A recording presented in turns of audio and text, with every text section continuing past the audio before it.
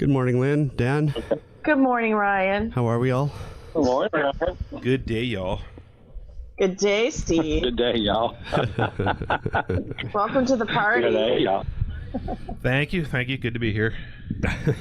Again. Oh, yeah. It's been a hell of a morning so far. Started off with the dog getting up at 3:45, demanding to go outside. So I took the dog outside. She peed on the neighbor's lawn and then threw up on the neighbor's sidewalk and then took me to another neighbor's place and took a dump on their lawn. Nice. Yeah, it was, Lovely. Yeah, it was a great start to the morning.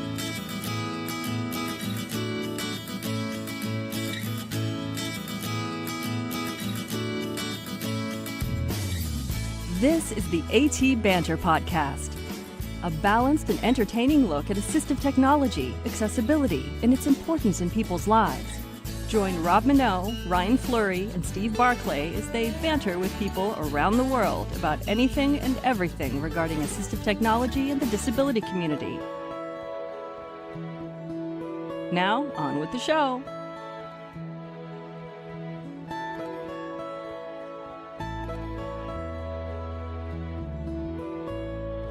Hey, and welcome to another episode of AT Banter. Banter. My name is Rob Minot, and I am joined today by Mr. Ryan Fleury Hi. and Mr. Steve Barclay. Howdy doody, folk. I'm so glad to see you're okay, Steve. Oh, I'm just dandy. Yeah, I was a little worried about last week's episode. You know, it's interesting. We got an email from a few listeners, and they were saying how funny it actually was because somebody got hurt. So- Yeah, well, listen. So for anybody who did not hear our Halloween episode last week, we had a little bit of fun. We talked a little bit about some Halloween topics. We just sort of gabbed while Steve carved a pumpkin. And during the carving of that pumpkin, Carved I himself. believe was it when you were Steal the removing bag, the wasn't top? I got the top off the pumpkin and I was cutting the crap off the bottom of the top. Yeah, And that's when I slipped and stabbed myself in the thumb. right. So there's some blood involved. And apparently People enjoyed that show. people enjoyed it. Yeah, well, all those people will be happy to know that I managed to slice into my tendon on my thumb. Oh, So it's really sore now. God. And I've got quite an impressive scar Do ya? there. Yeah, and of course chicks dig scars. So I'm gonna be showing this thing off for years to come. That's the heartthrob of the podcast now. Oh, that's funny. It was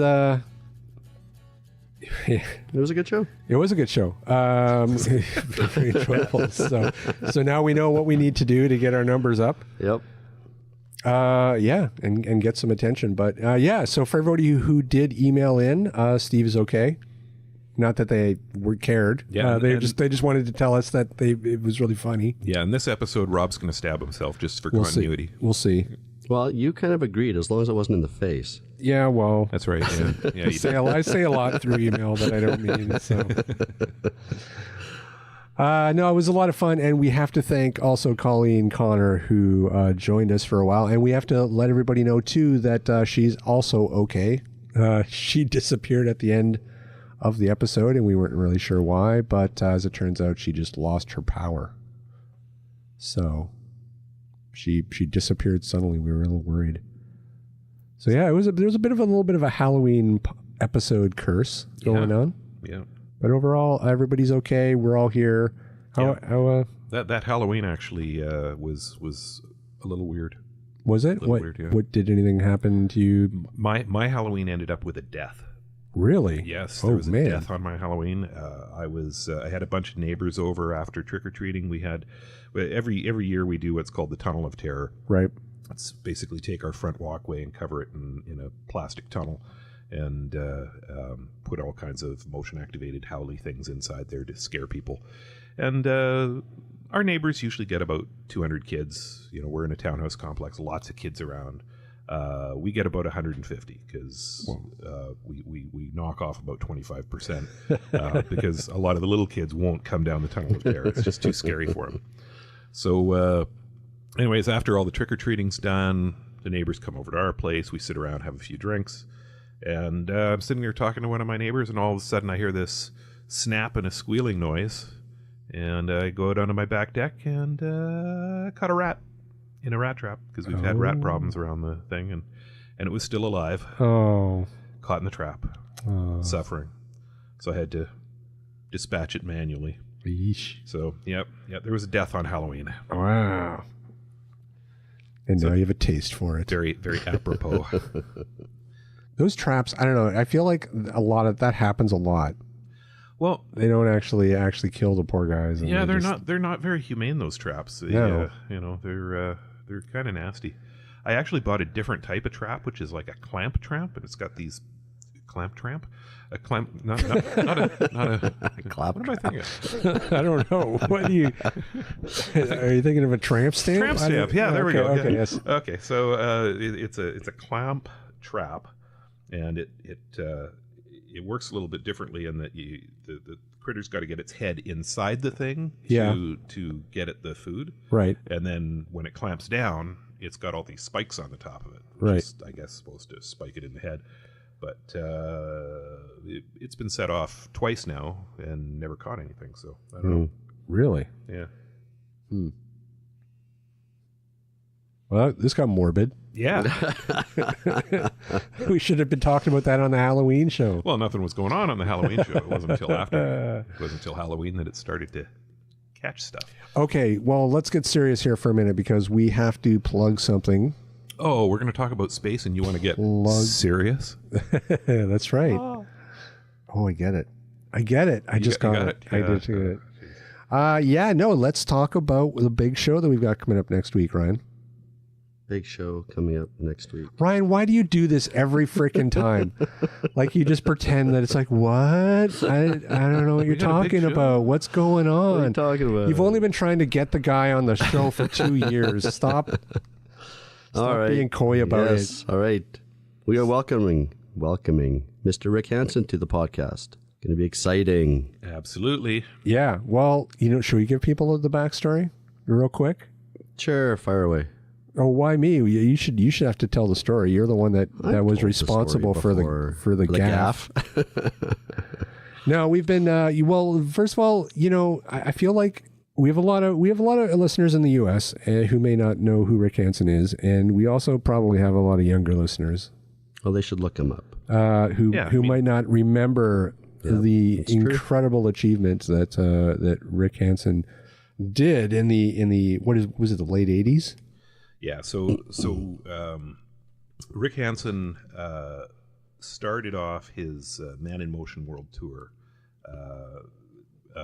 Rick is paraplegic. He lost the use of his legs in a truck accident, I believe. That's right. Pickup truck accident. Yeah. But he started the Man in Motion World Tour. He was inspired by Terry Fox, who was trying to run across Canada to raise funds for cancer. But Rick decided to take it one further, and he decided he was going to do a fundraiser to bring awareness to accessibility issues, and he was going around the world. So he logged more than 40,000 kilometers through 34 countries on 4 continents before crossing Canada again. He started off at Oak Ridge Mall in Vancouver and took off from there, and he came back and very, very impressively went up Thermal Hill in Coquitlam, which I was just down that hill the other day, and it's like, wow, that's a steep hill, man. But by then he'd already gone around the world, right? Yeah, so it's right. What's that hill? Yeah. Look, the hill. I don't care. So yeah, he just pounded up that hill and got to roll downhill and touch his feet in the Pacific, and that was the end of the tour. So, and I don't even know how much money he raised on that, on that tour, or probably continues to raise to this day with his foundation. So. Yeah, well, that's right. And then he went on, after that to, as if that wasn't enough, he did, create the Rick Hansen Foundation, which is a pretty amazing foundation. Is probably what we'll be talking about the most. But they have all kinds of programs, and they've been real advocates for inclusivity and accessibility and accessible design. For years and years here. So it's incredibly exciting to talk to him and to talk about the work that the foundation is doing and just, I don't know, accessibility in general, because I'd like to get his feedback into how we're doing. in terms of accessibility and universal design, because we've certainly come a long ways since the late 80s, but we still have a long ways to go. So, but we're incredibly excited because we thought we had him booked for the podcast one day several years ago. A couple of years back. Yep. Ryan had done all the hard work as our scheduler. He's like, yeah, I got Rick Hansen. And we're like, you got Rick Hansen? Yeah, he's calling in from California. Oh, really? Okay. I had no idea he was down in California. Yeah, I did. Who knew? And then, so he was on the schedule. Ryan had traded emails with him, and he seemed to be very excited about being on the podcast, which he was very excited. Which should have been a red flag right there. Yeah. But I think, what was it, the day of? It was the day of. The day of the recording. An hour or two before the show was about to start, I noticed that the real Rick Hansen was actually, I think, in Halifax speaking to a school. Yeah, as it turned out, the day of, Ryan realized that Rick Hansen was actually, at a school somewhere. What was he? He was a chiropractor or something, wasn't he? And essential oils. No. It wasn't even that, you guys. No. I thought it was. No, it turns out that the Rick Hansen that Ryan had been in touch with was a psychologist from California, I believe, that whose claim to fame was he's kind of mixing psychology with Buddhism or something. Something very hoo-hoo. A little bit of... a little judgy there, Rob. Well, I'm just saying it might not be completely grounded in hard science. It might be a little... Wow, we should reach out to him. But, as it turned out, that was the Rick Hansen that we had scheduled because of one little pesky letter in that Hansen name. That's right. It's amazing what an O versus an E can... That's right. So if you're blind and can afford it, or even if you can't afford it, start a GoFundMe page and buy a Braille display. It'll really help you proofread. So that episode didn't really turn out... But finally, after 2 years of actual work, Ryan has managed to score us an interview with the actual Rick Hansen. That's right. We're very excited. We won't mention that story to him, I don't think. Probably not. Probably not. Yeah, although he might think it's pretty funny. Anyways, so we're excited for that. That'll be, I believe, next week we're going to air that. Make sure you... tune in, tell your friends, or... look up Rick Hansen. Get up to speed on his accomplishments. Maybe get the correct spelling of his name. S-E-N, not O-N. That's right. Hey, Steve. Yeah? What are we doing today? Well, today we're talking to Lynn Langille and Dan Oates from Space Camp SCIVIS. Space Camp for Interested Visually Impaired Students. Yeah, no, this is cool. This is something that we've been wanting to do for a while, but just scheduling has been a bit of a nightmare with these guys because they're so busy. I mean, Lynn's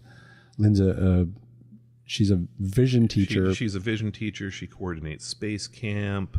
She's got about 17 other hats that she wears. She's just such a dynamic, busy woman. She does the Children's Low Vision Project of British Columbia that I'm part of as well. I mean, she's just got 1,000 things going on. And Dan runs the entirety of the Space Camp for the visually impaired. Yeah. So he's pretty busy as well. So getting them both together on the same podcast at the same time has been a challenge. But we're excited to have them on now. And this program. It's so cool. Like it's cool in so many different ways. I mean, Space Camp itself is a sexy enough thing, but you watch some of the media on SCIVIS that's been covered, and you look at the website, and it becomes real apparent real quick how much of an impact that this program can have on a visually impaired youth. This program itself, it's only a week out of the year. Yep. But the impact that it has on the kids that go to it is just, it's a lifetime of implications. Well, I don't think we should steal the thunder from Lynn and Dan. Why don't we bring them on and they can talk about it? I like it. I like this plan. Let's do it. Alrighty. Beep. All right. Well, at long last, our much-anticipated Space Camp show starring Lynn Langille, the Canadian Space Camp coordinator, and Dan Oates, I don't know, Dan, what would you officially call your title? Oh, I guess I'm just the SCIVIS coordinator, and that just takes care of the whole world. There you go. So tell us a little bit about the SCIVIS program and how long it's been around.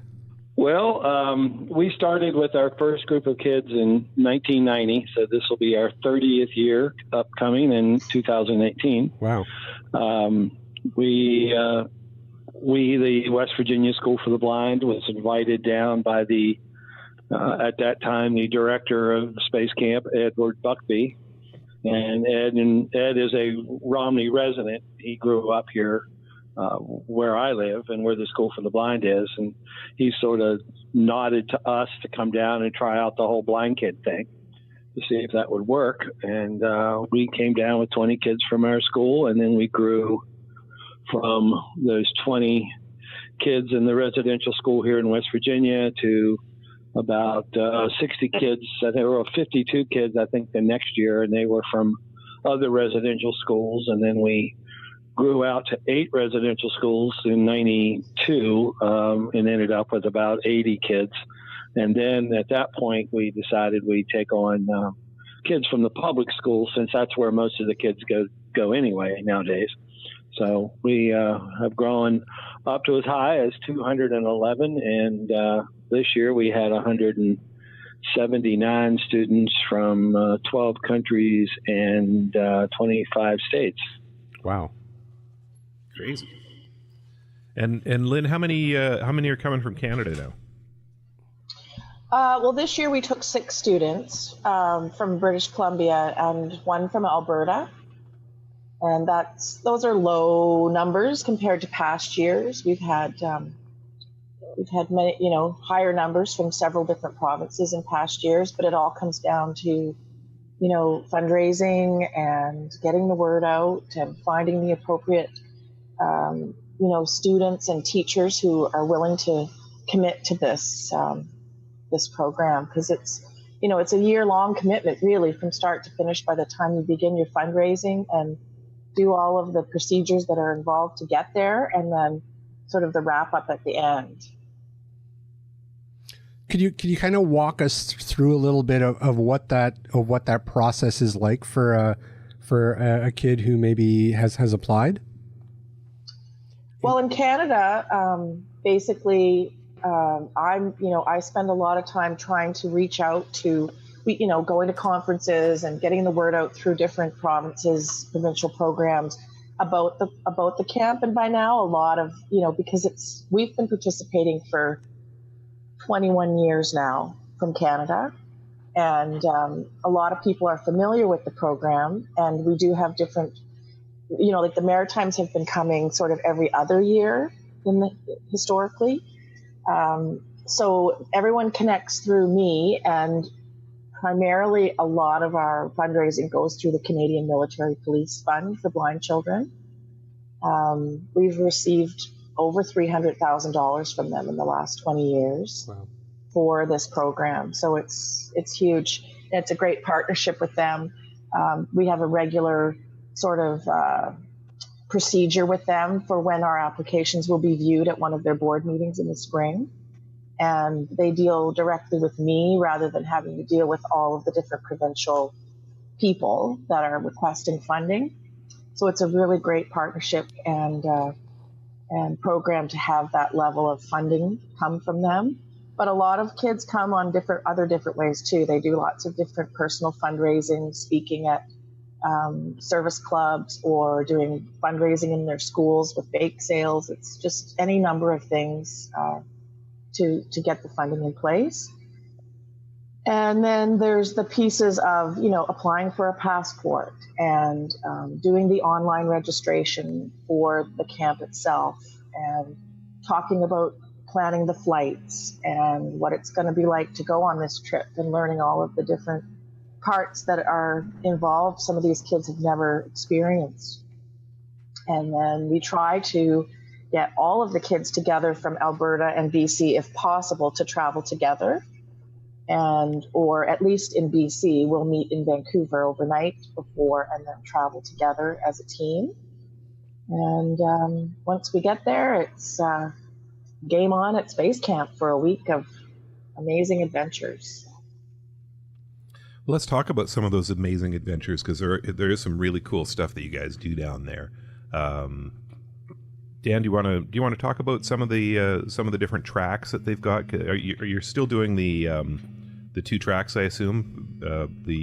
Well, actually, we're up to 3 now. 3 now. Okay. We do the astronaut training, which is Space Camp, Space Academy, Advanced Space Academy, and then we do the Aviation Challenge, which is the Top Gun fighter pilot program, and that's a Mach 1, Mach 2, and Mach 3 program. And we just finished our 3rd year of robotics, which is a relatively new program for Space Camp. We always let them run it a couple years to get the bugs out, and then we sort of stick our toe in the water and see how it'll work. And it's running real good now. We don't get a high volume of numbers in that. We usually only have between 10 and 14 kids, but for the most part, that's running well. So we've got those 3 options that a child can come down and participate in. I think Rob and I want to go for the Top Gun training. Yeah. Maverick. I'm Maverick. You're Goose. I don't want to be Goose. He dies. Thanks a lot. At least can I be Iceman at least? I don't technically think you want him to be Maverick either. Now, I should mention that Steve has been to SCIVIS. Yes, he has. Yeah, back in 2004. Did get the full experience for sure, because he was, a lot of our kids that we bring from Canada tend to be middle and high school aged students. A couple of the sort of guidelines, I guess I'd call them, I recommend is that it's, the middle and school and high school years are easier, sort of, I should say, for the long distance that we travel to take a student away from home. I like the students to have already participated in a summer camp a week away from their families, so that they're well versed in what it's like to be away from home for a week. I have had homesick kids from camp down there, and it's not fun. Sure. So we typically take the older students, and also because the higher level programs like Mach 3 and Advanced Academy offer, the scuba diving and the high ropes course elements, which are, over and above what these kids certainly have ever done in their life, and at that age level are really pushed to challenge themselves in that way. Not to say that the elementary kids don't get the full package either, because those kids are experiencing some pretty incredible things too, but for me, I'm more comfortable bringing the middle and high school age students on that distance. So can we talk a little bit about, what you guys really see the kids getting out of the camp? At that age, you're absolutely right. I mean, I think that even just being a week away from home is a big deal, and it's a real sort of a milestone for these kids. But what other aspects of Space Camp is really benefiting them in your eyes? Dan, it's your time to ooze. Ooze, and I'll try not to dirty the microphone. I think first and foremost, from the Space Camp perspective, it's the practical application of STEM-related fields to the real world, and that's what Space Camp wants to get across to parents and schools and students who attend. But I think more from our level as teachers and professionals who work with blind and visually impaired kids, the social aspect of coming to a place where there's 150 to 200 blind and visually impaired students, and they sort of level the playing field there to where the kids come in and they can put down their guard for a week. They don't have to worry about people asking them, why their eyes don't look right, why they wear sunglasses, why they use a cane, all those things that kids get asked all the time in a public school area, and they can come there and everybody's on the same page. And it's socially, it's really an amazing transformation, but for a child to come in who's never been around that many blind and visually impaired kids begin with, and then finding themselves not only surrounded by 16 to 35 kids in their particular group, but also 150 to 200 kids from foreign countries who they can relate to as well. And it's we've seen some pretty remarkable stories over the years, haven't we, Lynn? You certainly have. That actually, I really would like to share the student story of why this SCIVIS came into my life, because it changed both our lives when it happened in 1997. I had a student named Mark who Dan and Steve both know very well. He's now, oh my gosh, he's probably 30 now, which is scary, crazy to think of. But, you're old, Lynn. Yeah, I know. I had the fortune of being his vision teacher from K to 12. And in grade 6, Mark, he has albinism, ocular albinism, and he was really struggling. He was moving into the middle school stream. He was feeling very self-conscious about his appearance. He was being teased and picked on at school. That age can be very difficult, and Mark became quite depressed and anxiety-ridden and was often having suicidal thoughts. And his parents were extremely concerned and were frantically looking for ways to help their son. And they came across in a parent magazine the story about SCIVIS. And keep in mind, this was back in 1987. I was still pretty young back then, and my daughters were 2 and 4.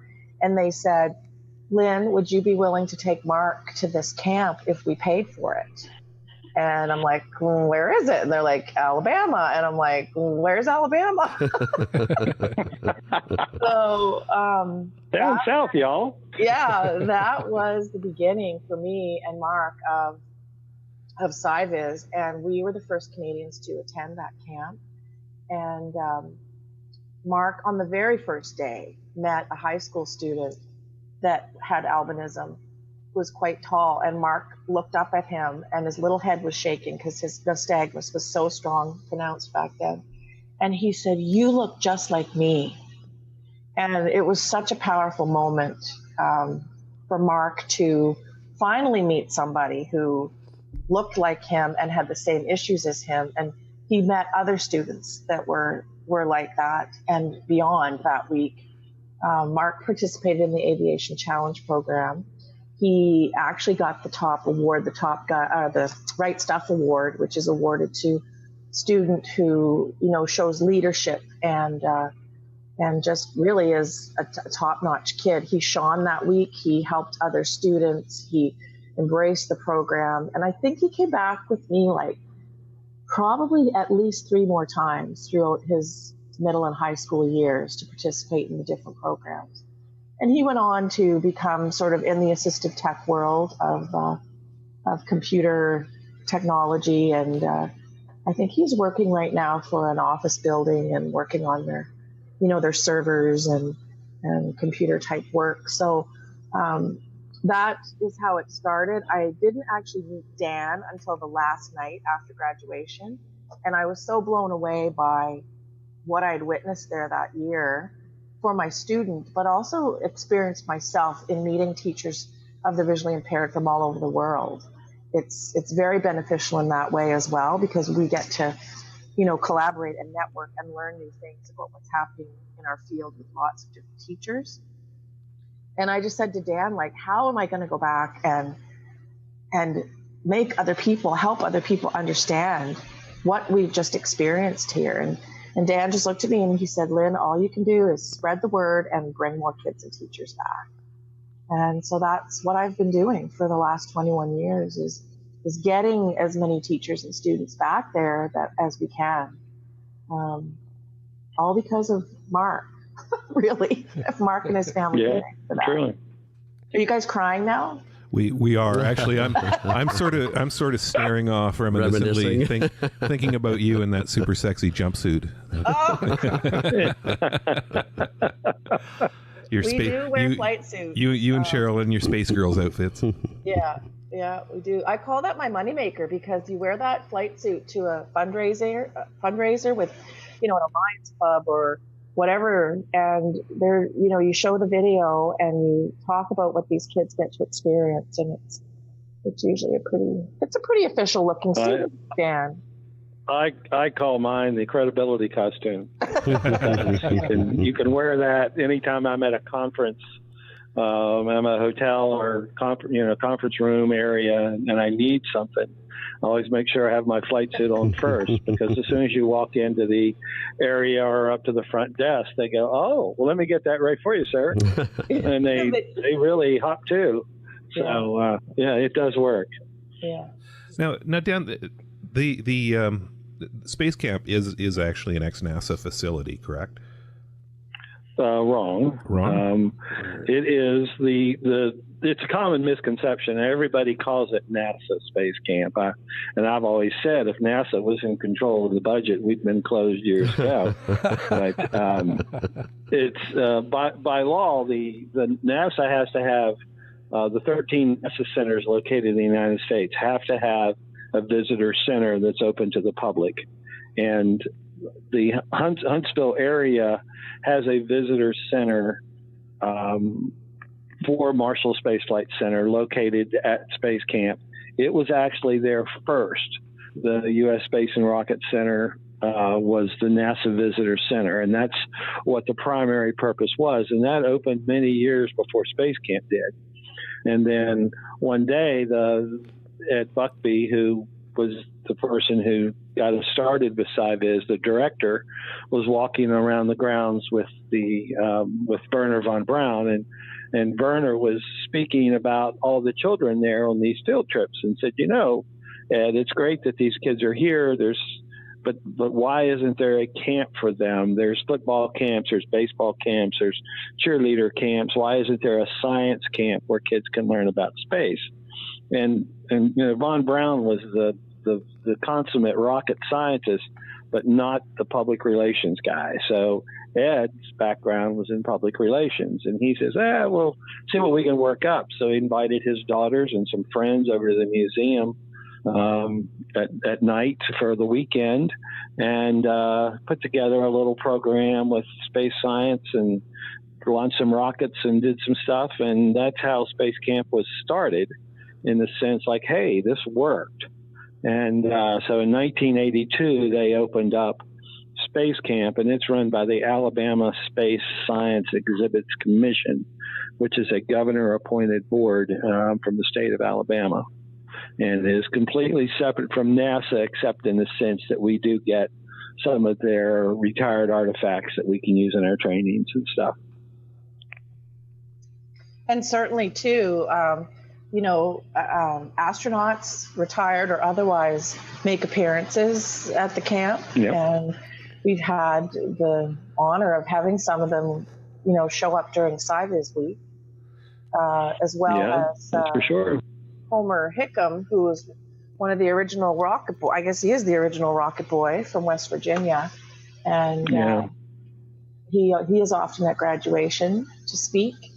And then Dr. Craig Moore, who does work for NASA as a physicist. He studies the makeup of stars, and he is blind.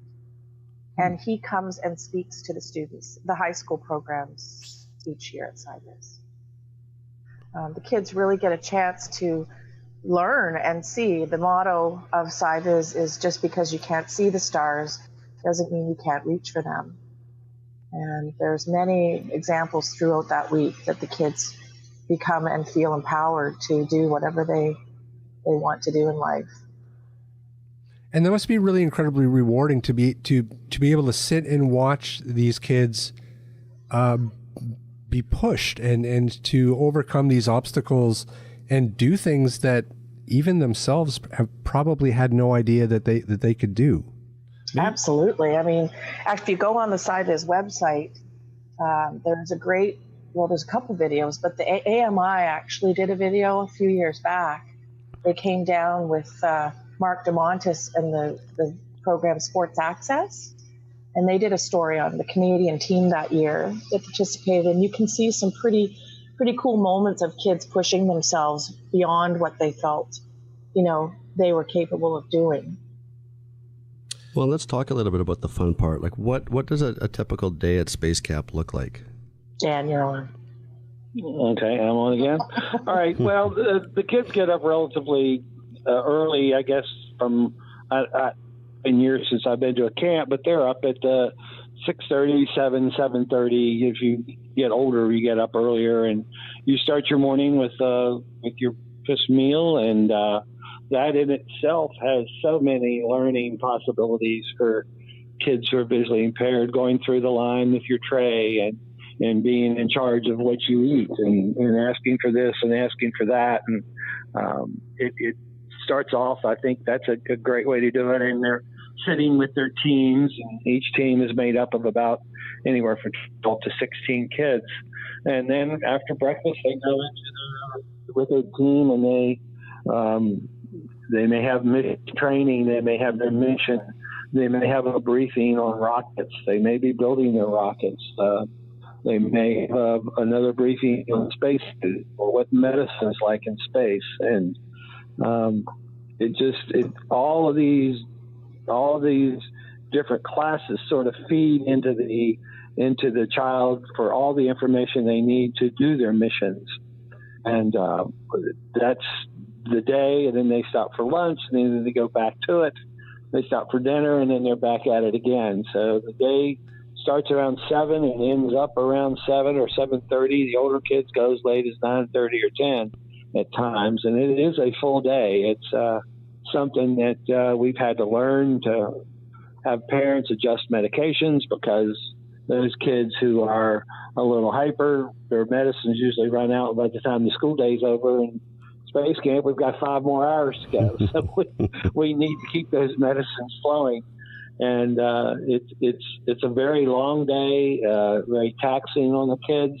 A lot of attention that needs to be paid to things, and as Lynn said, the social interaction as well. There's simulators which the kids get to participate in. The 1/6 chair shows them what it's like to bounce around on the surface of the moon, and they have another one called the multi-axis trainer, which sort of puts them inside the center of a gyroscope and spins them around in lots of different directions. There you go, Steve. And the Moonshot, which is an outdoor 3-story simulator, which throws you up about 150 feet in the air and then lets you free fall halfway back down.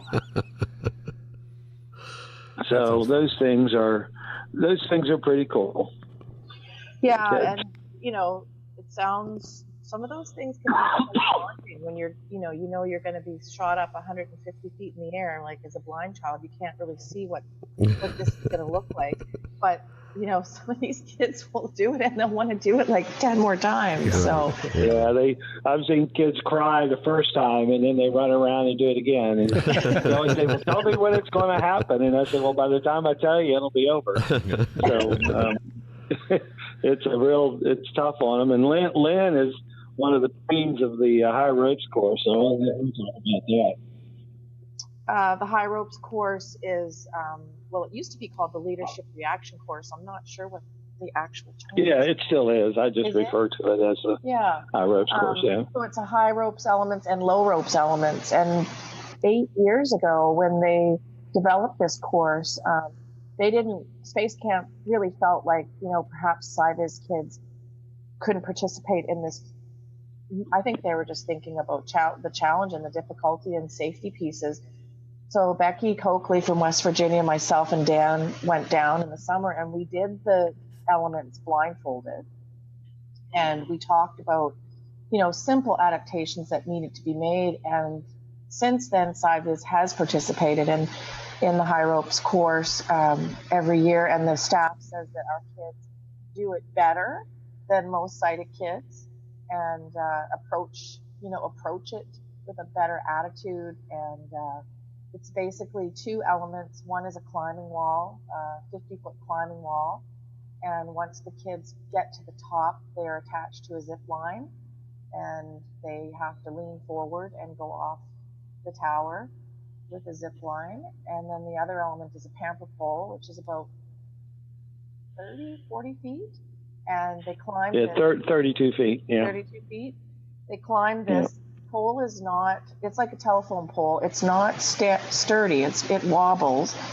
And once they get to the top, it's a 12-inch disc on the top that they have to stand on and eventually stand up, turn, and then take the leap of faith, jumping off the pole.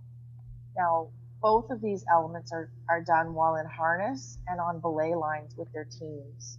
So it's a real team effort to support, the kids as they each go up, and really is a true sign of the kids pushing themselves beyond themselves. They ever imagined the things they would do. So it sounds like there's a real mix of sort of physical activities as well as I guess educational activities. Are they all mixed together, or do you do just sort of the physical elements first, and then as the week progresses, it sort of transitions into the educational, or is it all sort of jumbled together? Yeah, it is. It is all sort of jumbled in. I mean, we have with 179 kids this year, and anywhere from 12 to 16 per team. We had 14 teams that the older kids are the only ones that does the high ropes, but all these other facilities are used by each team. So scheduling is the key to it, and they have a scheduling department at Space Camp who does a wonderful job of rotating all the kids on all the teams through all these different components of the camp. So it's quite a logistical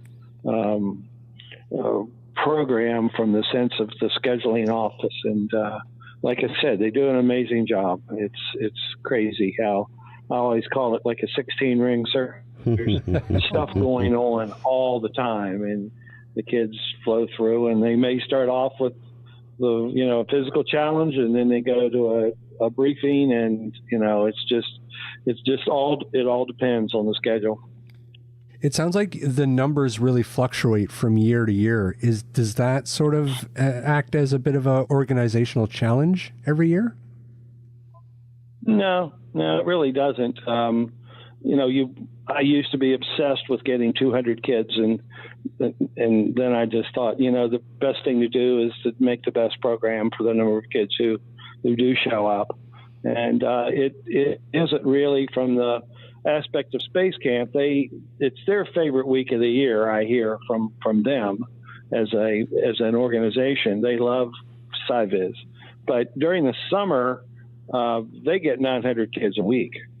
Wow. So for us having 179, it's sort of a little bit of a downer for them as far as numbers go, but labor intensive nonetheless. Mm-hmm. Yeah, we're the only camp that's there that week just because we require a lot of space, especially in the cafeteria, and a lot of extra time on the staff's part for sure. And there's usually how many teachers were there this year, Dan? How many what? Vision teachers this year. I had 74. Yeah, so you've got a lot of extra adults as well. And the equipment that we use, especially in mission control, is so many adaptations to it, and so that's sort of when they prepare for SCIVIS, there's a lot of changes that needs to be made to the equipment, and it really isn't conducive to having another group there at the same time. Right. Well, the other thing I would love to mention is getting the word out, across the country. Hopefully this will be one of our avenues, that if there are, teachers or parents or students that are hearing this that are interested, to please contact us, and there are definitely ways to be collaborative and work on getting students there. They may not have a vision teacher, or they may not have, an avenue to get to SCIVIS, but we're certainly willing to help and work on that. I find the numbers have become lower in the last few years. It is getting more expensive from a exchange rate point of view, as well as the tuition costs and airline costs increasing. So it's we have quite a budget when we have a student who wants to attend. There are scholarships available through Dan and the SCIVIS website that certain students would qualify for. But there have been challenges because of the change in field trip policies to the United States, and just different, funding challenges to get the kids there. So, but there are lots of us who are willing to help. Can we flip the script a little bit and talk a little bit about the vision teachers' experience and what they generally get out of this? I think, speaking for myself, you've heard my story, and it's wonderful when I get to see. I have many teachers who return regularly with students, and Dan has the same, from across the world. It's usually quite a reunion now of several of us who return regularly here. Yeah, for sure. And there definitely is a social aspect to that as well, because we've all become close friends, and we spend a lot of time together. But teachers that come down there they're learning as well along with their students. And for us to see our students in a different setting is priceless, because we get to sort of see some of the other things that we really didn't know were lacking, or were great things about the kids that we didn't know about. So it gives us a different lens to look at our students and experience with our students. And then the professional development to, have breakfast with a teacher from Australia and talk about what they're doing in the Braille world, or, anything like that is priceless as well.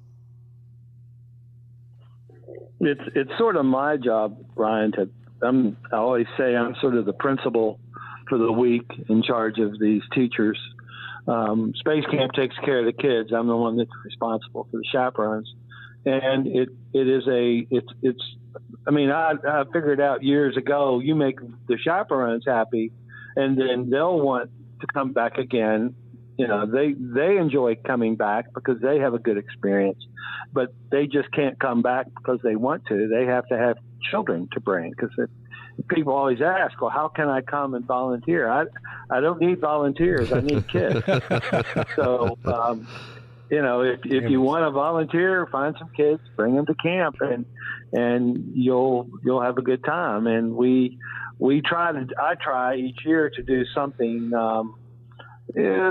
from a professional development standpoint for the teachers. This year we had Freedom Scientific on site and they did a little class on one of the new Braille note takers for the teachers. And next year we're planning on doing something again.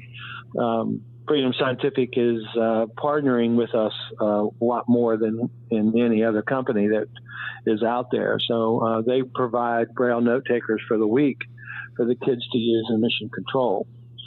So very cool. Those are the kinds of things that I try to do. We do a field trip out to Ivy Green for the teachers, which is where that's Helen Keller's birthplace. Oh, wow.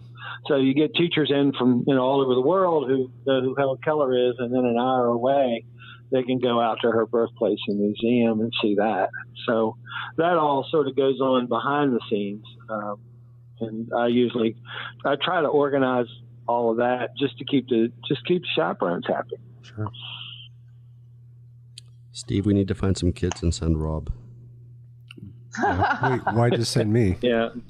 Well, I want to see. And like Lynn was saying there earlier, you get to see your kids through a different lens. I'll have teachers tell me that I've learned more about my kid in 1 week than I have in a year. Yeah. Because they see these kids first thing in the morning when they come out of their room.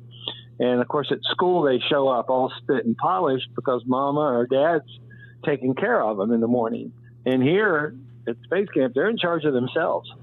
And they come downstairs, their shirt's on backwards, or their socks don't match, and all of that. And then all of a sudden it becomes, oh, so maybe as an educator or as a teacher, I need to spend a little bit more time on some daily living skills with these kids as opposed to the academic portion, because they really do get to see things. And like Lynn said, the whole airport experience is such a valuable thing. I had a kid years ago who got a scholarship to the Emil Fries Piano Tuning Hospital in Vancouver, Washington. And for him to fly all the way from the East Coast to the West Coast by himself as a high school graduate, he said it was absolutely no problem, because he said, I'd been through the airports 5 times on my way to space camp, and I was very confident in what I did. He says, I understood everything.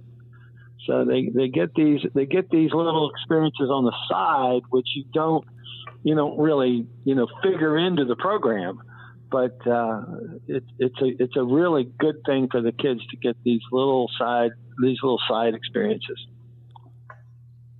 They're not really the last little night side after graduation, they have a dance for the kids, the grades 7 to 12 kids, and it has to be one of the highlights. Well, it has to be one of the highlights of the week for these kids. I mean, most of these kids don't go to high school dances, and these kids are free to dance and sing and listen to the modern music. And I mean, it's just absolutely priceless to see that on the last night of Space Camp.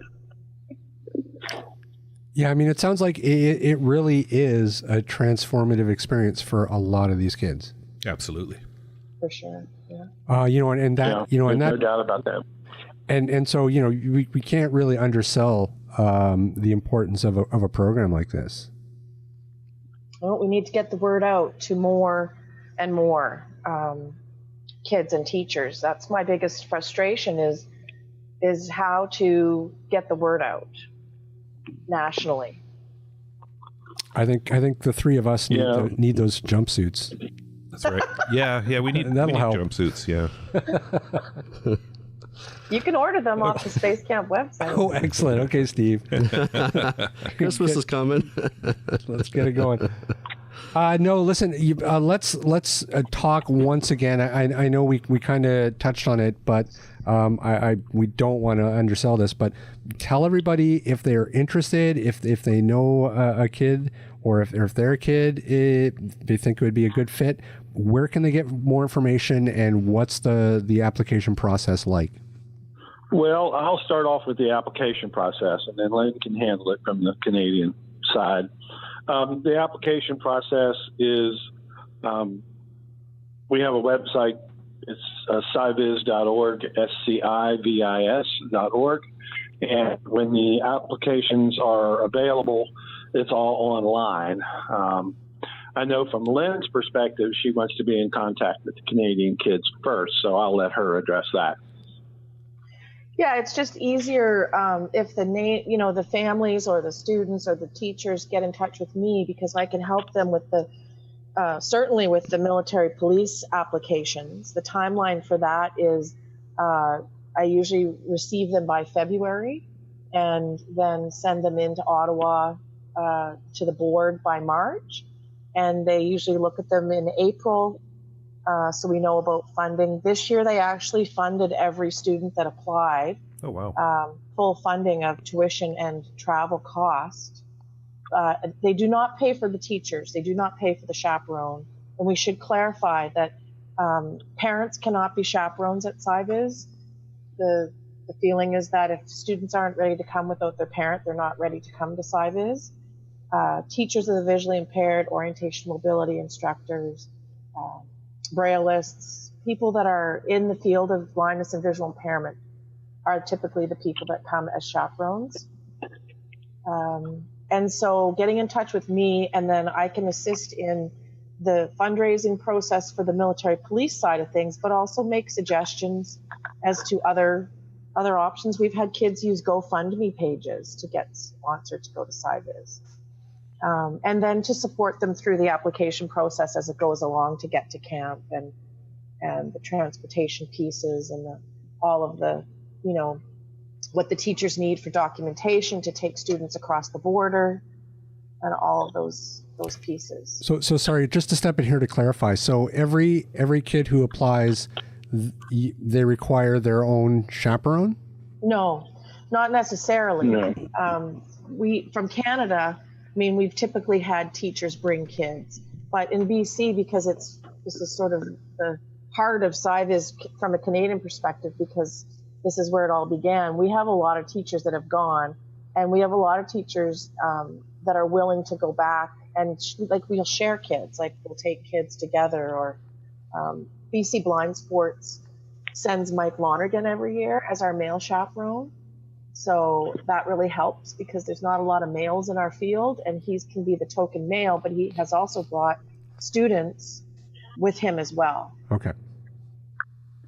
Yeah, and we had a young man who came on a scholarship this year from India who was totally blind, and he flew unaccompanied and came the whole way by himself from Mumbai. So you don't need a chaperone. It's not necessary.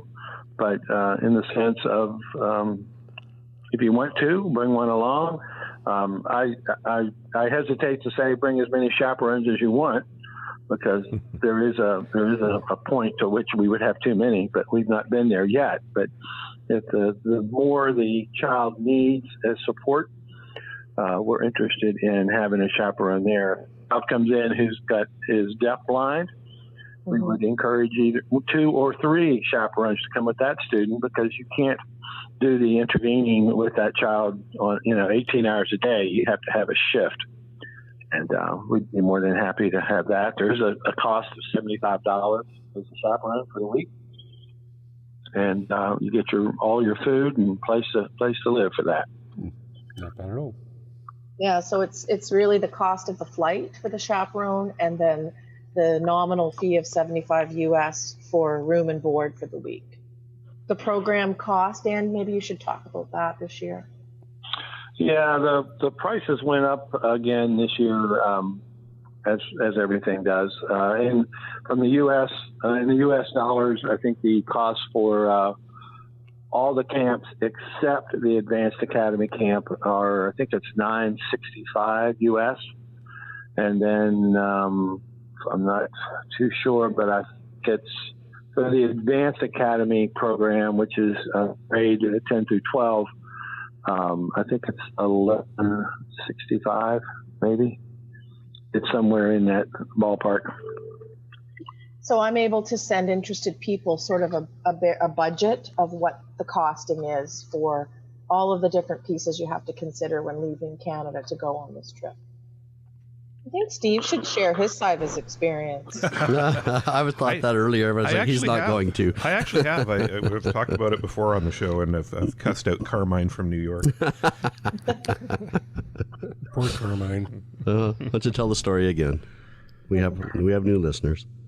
Well, I went down with Lynn in 2004, I believe it was, and it was that first year that they were doing the ropes course.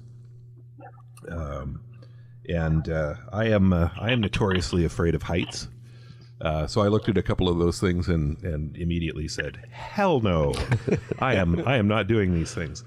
And I was standing around one day watching the climbing wall. So they've got this 50-foot climbing wall with the zip line coming off of it, and it was pretty remarkable, because I think that year every kid who was in the program did that wall. And it was the first time, I think, that they'd ever had every kid from any class do that wall. Yeah, that's true. Yeah. Yeah. So anyway, so I'm standing around watching it and chatting with this kid Carmine from New York, and he says, "Oh, you got to go." "Oh, no, I'm not going to go." Well, the next thing you know, he's rounded up peer pressure, and And I'm saying, no, look, I weigh too much, it's just kids on the belay line. So Carmine goes around and he gets like the biggest kids that he can find. He says, okay, I got 3 of the biggest kids for your belay line. I was like, oh, God. And of course, Lynn's buddy Cheryl, who was down there too, she gets in on the act. She says, I'll climb alongside you. Oh, Jesus. So the next thing I know, I've got kids chanting my name, telling me I got to do it. Carmine's threatening to drag me up there himself if I don't go. So I start on the climbing wall, and I think I made it about a third of the way up before I froze. And Cheryl's sitting there, she's sort of egging me on. And then I hear Carmine's voice from behind me go, okay, we got 4 on the belay line now. And that was enough to get me going up for about another third. And then I got up and I froze up again. And then I hear Carmine say, okay, we got 5 on the belay line now. And I finally did make it up to the top of the climbing wall and stood there and shivered for a while before I finally got down on the zip line and kissed the ground when I got to the other end. So yeah, peer pressure, it'll do nasty things to you. Works all the time. Yeah, I refer to it as positive peer pressure. Yeah. But see, look at that. But see, you accomplished something that you didn't think you could do. That is true. Absolutely. Yeah. And you didn't have to change your shorts. No. Now, ask me if I'd do it again. Call in, Carmine.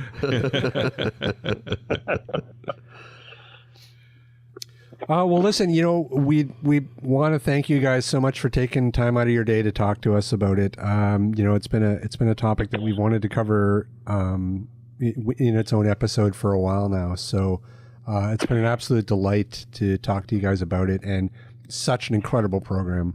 Well, thank you for having us. Hopefully this helps in another way to get the word out there. Well, I think our listener numbers are up to at least 2 or 3 now. So, Yeah. So I don't know, Steve, does your mom want to, hopefully your mom will be interested in. No, absolutely. And again, anybody who is remotely interested, it's an incredible program. Check out the website. We will have the link in the show notes as well. I don't know. Yeah, and Steve can also. Yeah, our camp this year will be. We start the last week, the last Saturday of September, which is I think going to be the 26th, which is our start date, which is Saturday, and then we'll graduate on Thursday night, which is the 3rd of October, and then all the kids leave on the 4th to fly home. So this will be our 30th. Anniversary, so we're hoping to collaborate with a group of engineers and technical specialists and professionals who have disabilities, and they're going to have their conference hopefully at the same time, and we can use their members as mentors for the kids. Nice. And we'll honor them at our graduation, and should be a really cool program if I can get it all pulled together. So yeah, we should clarify that though too. So we're talking about September, October of 2019. So correct. Yeah. So and the application process does take a while. So actually, right now is the prime time to be applying if you're interested. Is that correct?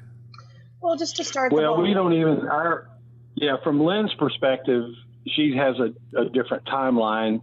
Applications on our website that links to Space Camp's website won't be available probably until March, April, May, somewhere in that area.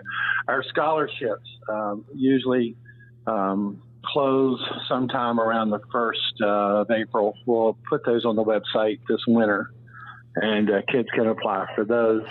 We have a number of different ones, and kids can apply for the ones that they're eligible for. You can add, Steve can give you my email address. You guys have it, and you can add that. And Dan's information is on the SCIVIS website. Why don't you give us your email address again? It's Lynn, Lynn, .Langille, LANGILLE,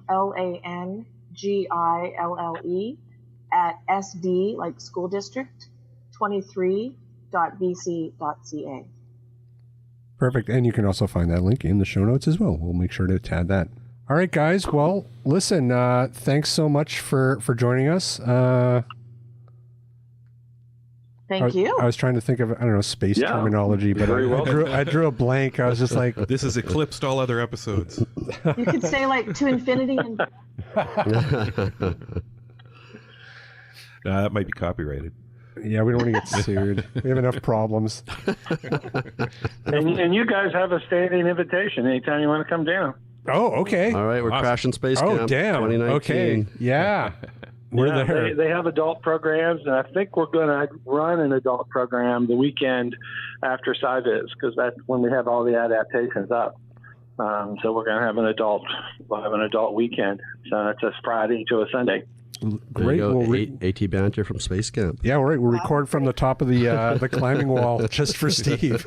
Yeah. Come on, Steve. It'll be an hour of us egging Steve on. Yeah, bring an extra 50-foot cord so that I can stand at the bottom. Steve Barclay wall climb. All right, guys. Thanks so much, and you guys take care. Okay, you too. Bye. Okay, Thanks. thanks much. Bye. Bye. Wow, AT Banter's going to CSUN. We're going to Space Camp. We have a busy year, 2019. Oh, man. AT Banter's going to need to get a budget at some point. That's right. Wait, what's our income stream? That's a good question. We've talked about maybe starting one. Throw Patreon on our website. Yeah, maybe. We'll see. We'll start with a bake sale. GoFundMe. Here we go.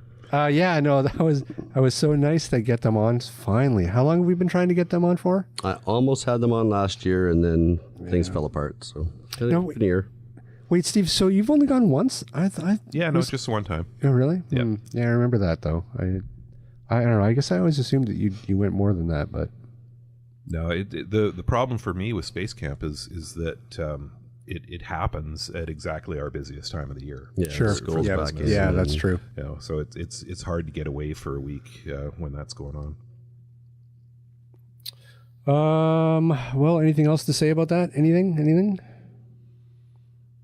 Yeah, only if there are listeners out there who think this is something that they'd want to get involved with.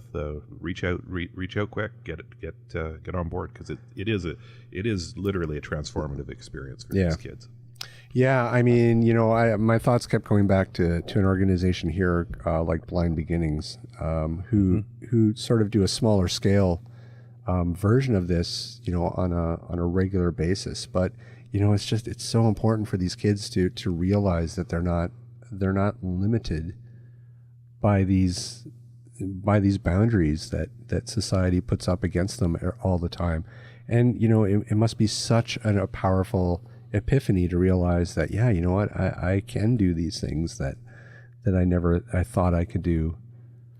Well, and what's interesting about it is that in certain cases, like that story with the climbing wall, where every kid did it, you get instances where these kids are actually better at some things than other kids, and they don't get that reinforcement in their day-to-day life. There's also this element of they're surrounded by peers. For the first time, they're not the odd person out as they may be if they're in a public school situation. They're not. It's an equal playing field. Yeah. And they have this built-in support amongst each other. Well, that some of that is a side effect of mainstreaming in schools, right? Like the education departments here decided a long time ago that these kids should be part of the mainstream school thing, and that's great, except that it does leave them oftentimes feeling isolated because they don't have a lot of peers around who share their experience. With kids in residential schools, they do have that. So it might not be as big a deal for them to get out to a program like this as it is for a mainstreamed kid to get out to a program like this, and to build those networks. Because these kids, when they meet at these things, they develop social networks through email, through social media. They stay connected with these kids, and they can be from all over the world. Right. So they build their social circle. They build their network of support. There's a lot more to this than just showing up for science, technology, and math. Right. This is a huge social opportunity and an enormous growth opportunity. Yeah, and that's that's what really needs to be said. It's not, they're not just climbing walls and going on the gravity spinny thing. Yeah. Actually, I don't think they let us use the gravity spinny thing. I think there was some medical issue around the gravity spinny thing. Maybe being able to stop your heart or something. Maybe. Yeah. But that 150-foot drop thing. That. Oh yeah. Yeah, I've been on that one. That one's kind of fun. Oh really? Yeah. I can't believe you would go on that. Well, you know what? There's something different about being strapped into a chair with shoulder harnesses and stuff, and going up 150 feet and being dropped. I actually went on the world's largest one of those in Australia. Really? And I don't remember how tall it was. It was freakishly tall. My daughter. It was at a park. I don't remember where. I think it was outside of Gold Coast, if I recall. Anyways, as you're driving up to the park, there's a water park on one side, amusement park on the other side, and you can go between the two. And my daughter's looking at this thing rising up on the horizon, and as you get closer to it, you start to realize just how freakishly tall this thing is. And she's like, "Oh, we got to do that. We got to do that." And I was like, "No, hell no, I'm not doing that. No way. No. And I'm looking at my wife, who, has no real fear of heights, and she's not saying anything. So we're getting closer, and she's just bugging us. And so finally, my wife's not stepping up, so I go, "Okay, all right, I'll do it with you."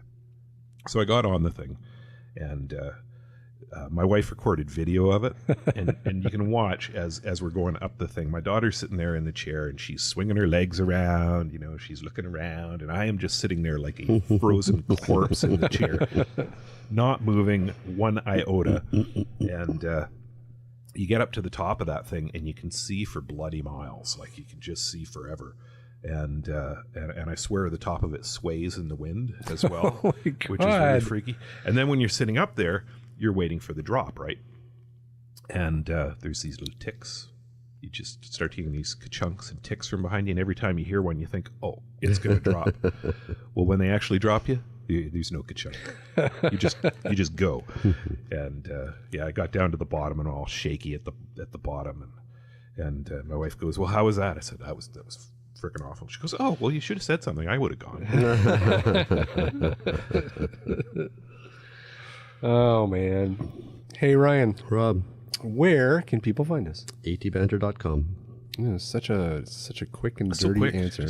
Yep. Boom. Down to a science. Plain and simple. They can also email us if they so desire, atbanterpodcast@gmail.com.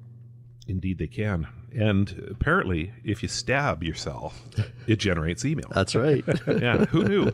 All we had to do all this time to get email was bleed a little. That's right. Almost 3 years of podcasting. Yeah. We finally picked up on it. Yeah. Figured it out. Figured it out. Yeah. Where else can they find us, Steve? Well, those bloodthirsty little fans of ours can also find us on Facebook and Twitter. And what about Canadian Assistive Technology? Canadian Assistive Technology can be found online at www.canastech.com, CANASSTECH.com, or emailed at sales@canastech.com. Hey, now if you've got a piece of assistive technology and it's broken, Ryan, what are you going to do? Who are you going to call? You're going to call Chaos Technical Services. That's right, and they can be found at www.chaostechnicalservices.com, or you can drop Mr. Rick Chant, the owner-operator AT Guru, who runs the joint. You can drop him a line at chaostech@shaw.ca. Okay, well, if that's all, boys, I think that's going to do it for this Monday. Okie dokie. Alrighty then. That's right. Well, hang on. We've got a new configuration in here, and I think it's important that we talk about our new configuration because we've had our microphone set up all the same way for a while. Now we've got a nice, individual setup, comfy chairs for everybody, and easy access to the cowbell. Yeah, this is a little weird. We're kind of like in a triangle formation. Like it's weird. Like we can all like look at each other and stuff. It's an alien symbol. Yeah. And of course, we've also got jingle sticks. Yep. Yeah, I like it. I like it, Ryan. Excellent. But I would like to say that this episode has been 100% less stabby than the last episode. So far. It's not over yet. That's right. We have to do the intro. Put the knife down, Ryan. You just do anything for letters, won't you? I'll try. All right, everybody. That's going to do it for us. Thanks so much for listening, and we'll see everybody next week.